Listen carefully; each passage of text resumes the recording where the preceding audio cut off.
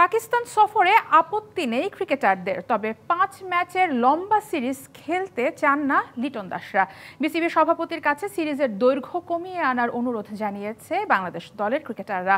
অন্যদিকে পাকিস্তান সিরিজে ম্যাচ কমানোর ঘোষণার আগেই সংযুক্ত আরব আমিরাতের বিপক্ষে সিরিজে বাড়ানো হয়েছে 1 ম্যাচ। গেল শনিবার বিসিবির ভেতর দুদক কর্মকর্তাদের রেখেই হন্তদন্ত হয়ে বেরিয়ে যেতে দেখা গেল বিসিবি সভাপতি ফারুক আহমেদকে। কারণ হিসেবে জানা যায়, ওই দিনই তিনি শারজার উদ্দেশ্যে ঢাকা ছাড়েন। উদ্দেশ্য পাকিস্তান সফরের বিষয়ে ক্রিকেটারদের মতামত নেয়া, বিসিবিকে বাংলাদেশ সরকারের বার্তা পৌঁছে দেয়া।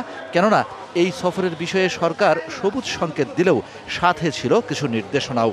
বিসিবিকে একটা নির্দেশনা দিয়েছি যাতে সীমান্তবর্তী স্টেডিয়াম যাতে অ্যাভয়েড করা যায়। সেক্ষেত্রে বিসিবি এখন পাকিস্তান ক্রিকেট বোর্ডের সাথে কথা বলছে। সংযুক্ত আরব আমিরাতের বিপক্ষে প্রথম ম্যাচের আগে থেকেই হোস্ট শহরে অবস্থান করছিলেন cricket operations chairman Nazmul Abedin Fahim. সাথে ফারুক আহমেদ যোগ দিয়ে আরব আমিরাত ক্রিকেট বোর্ডকে প্রস্তাব দেন স্বাগতিকদের বিপক্ষে 2-এর জায়গায় 3 ম্যাচের টি-20 সিরিজ খেলার প্রস্তাব লুফে নিল স্বাগতিকরা। 21 মে সিরিজের তৃতীয় ম্যাচে মুখোমুখি হবে বাংলাদেশ সংযুক্ত আরব আমিরাত।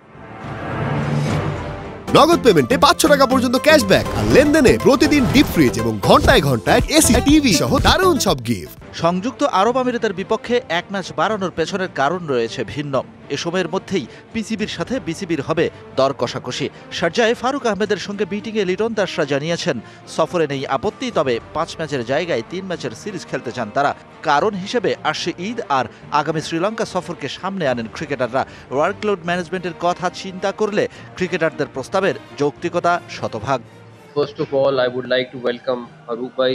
5 ম্যাচের সিরিজ থেকে ম্যাচ কমানোর ক্ষমতা পাকিস্তানের হাতে। সীমান্তবর্তী ভেন্যুতে ম্যাচ না রাখাই শ্রেয়। সেক্ষেত্রে একটা ভেন্যুতেই আয়োজন করা হোক আসর। নিরাপত্তা নিশ্চয়তা সর্বাগ্রে বাংলাদেশের পক্ষ থেকে যৌক্তিক প্রস্তাবগুলো রাখা হবে পিসিবির টেবিলে।